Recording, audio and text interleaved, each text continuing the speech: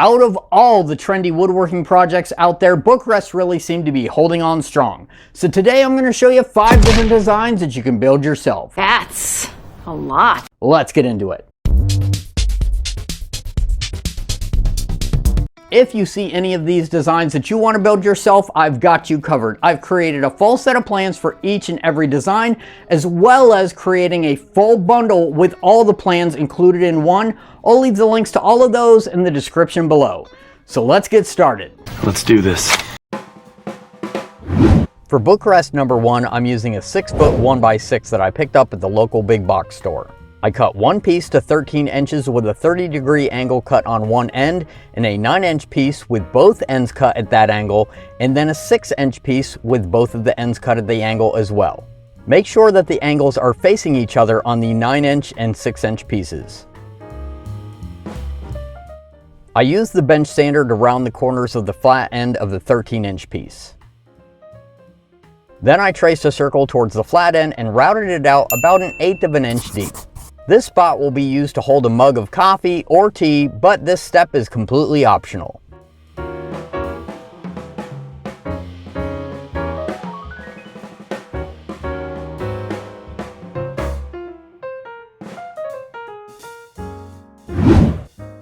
With my 3 pieces sanded, I applied a coat of stain, leaving the areas that will be glued up bare.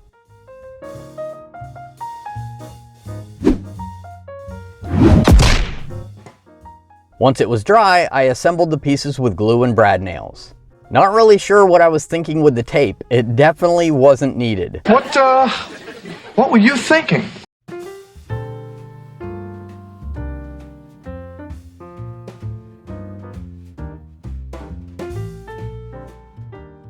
I got a few spots to touch up with the stain here and there, but other than that, it's looking pretty good.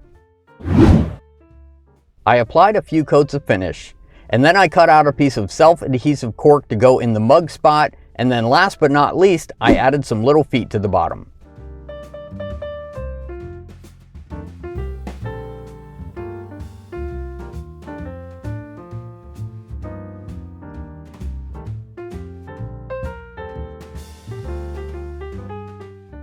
I'll leave links to the cork and to the little feet that I'm using in the description below.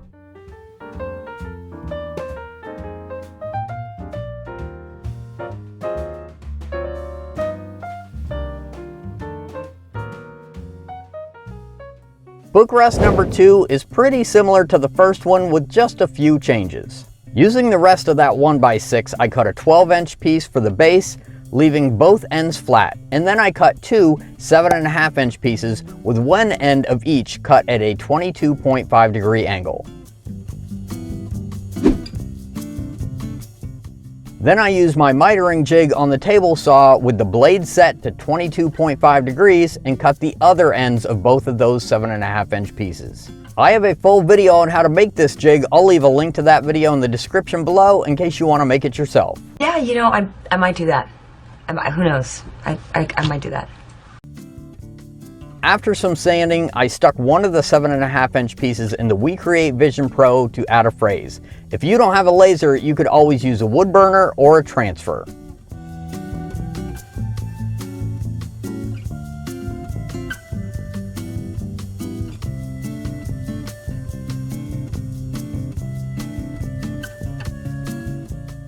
Assembly is pretty straightforward, and this time the tape was actually valid.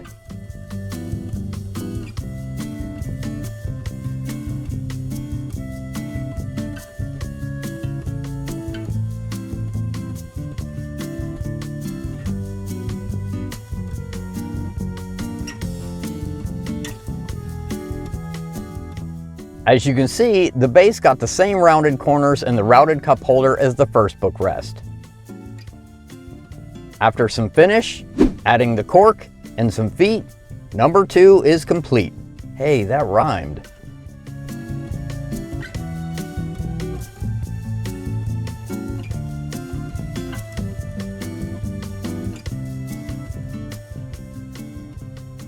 Alright, as you can see, these two bookrests are pretty similar. They both have that modern minimalist vibe. They both have little nooks for glasses and a drink rest. But out of both of them, I would have to say that I'm leaning towards this one, simply because I like that when there's no book on it, you have this nice place to put a little phrase or a decoration. Let me know in the comments below which one is your favorite. All right, on to the next one. For book rest number 3, I'm using some more 1x6 material, cutting one piece to 12 inches long, 2 pieces to 6 inches long, and 1 piece to 5 1/4 inches long. I cut the top of the 12-inch piece to a peak using a 45-degree angle.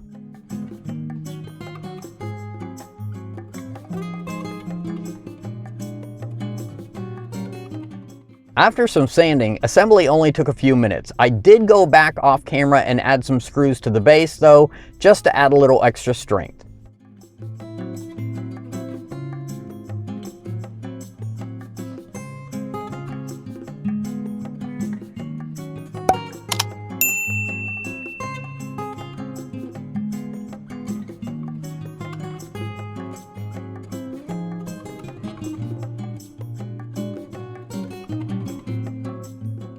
I applied some stain and then used the Vision Pro to make a little heart with a phrase, and we're done.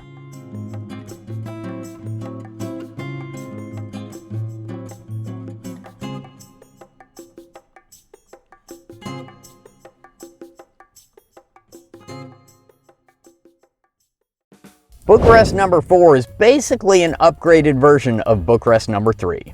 I ripped my 1x material down to 8 inches wide and cut all my pieces, basically creating a little house with one side open. The angle I used on the roof was 30 degrees, but you can bump yours up to 45 if you prefer yours to be a little steeper.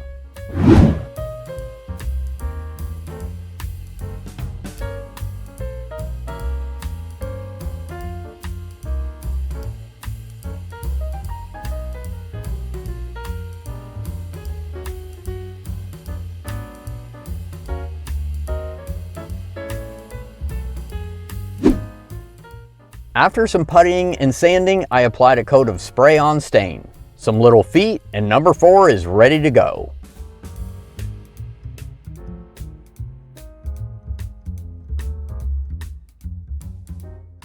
Now there are aspects of both of these versions that I really like. I like the simplicity of this one, but I kind of like that little mini borrowing library vibe that you get from this one. It's basically whatever suits your household best. Which one would you prefer? The nice simplistic one or the nice little borrowing library that the whole family can use? Let me know in the comments below. All right, on to the next one. Another one?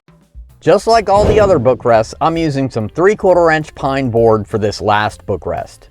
I started by tracing a circle with a paint can, and after trimming off the corners, I used the bench sander to refine the shape.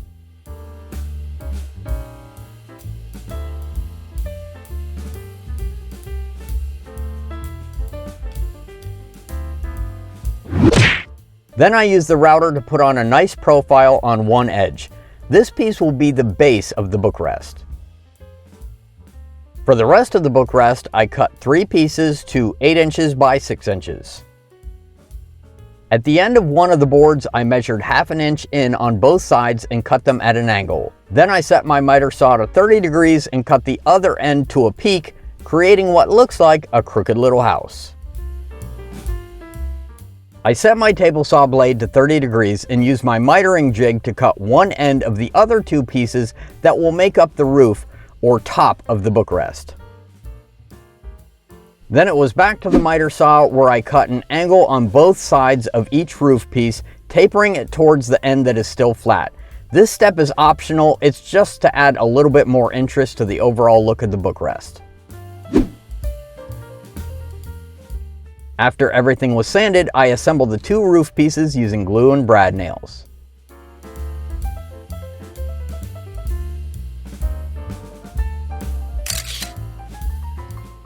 While that was drying, I sketched up some little designs and used the We Create Vision Pro to cut them out of some 3mm basswood. Yes, all of the designs are included with the plans.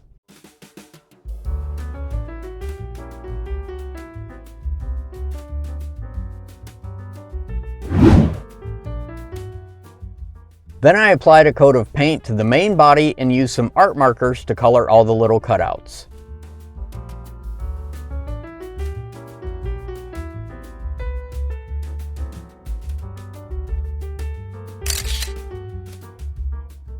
Once everything was dry, I finished the assembly with glue and brad nails. I made sure to attach the main body towards the back of the base to make room to set a pair of reading glasses.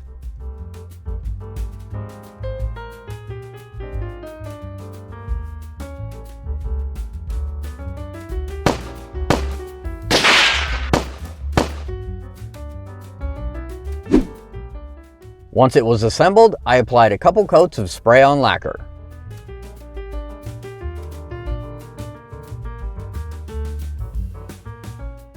Last but not least, I attached the cutouts with some CA glue.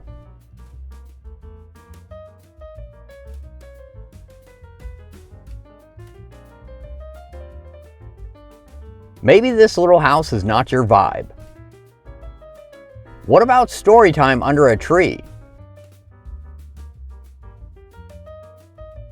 Or maybe a mushroom cottage? All of these designs are included with the plans also. Now I have to say, out of all the book rests, this is going to be, I'm gonna go ahead and say it, the cutest. Yup, this is the cutest little book rest. Now maybe the gnome house really isn't your vibe. I did make 2 other designs to replace this center part with. Unfortunately, I didn't have the time to build full versions of them, but they are included in the plans. Now this list doesn't even begin to scratch the surface of the number of designs there are out there for book rests, but I figured this is a pretty good jumping off point. Let me know in the comments below which of these versions is your favorite, and if you like this type of video where we make a bunch of different versions of the same project, let me know and maybe I'll put together a couple more lists. Like I said before, we have a set of plans for each individual book rest, and we also have a bundle pack all available on our website. I'll leave the links to all of those in the description below. A big shout out and thank you to all our Grove members for your continued support. If you like this video, show us some love and hit that like button and the subscribe button. And until next time, thank you very much for watching, be safe, and have a great day.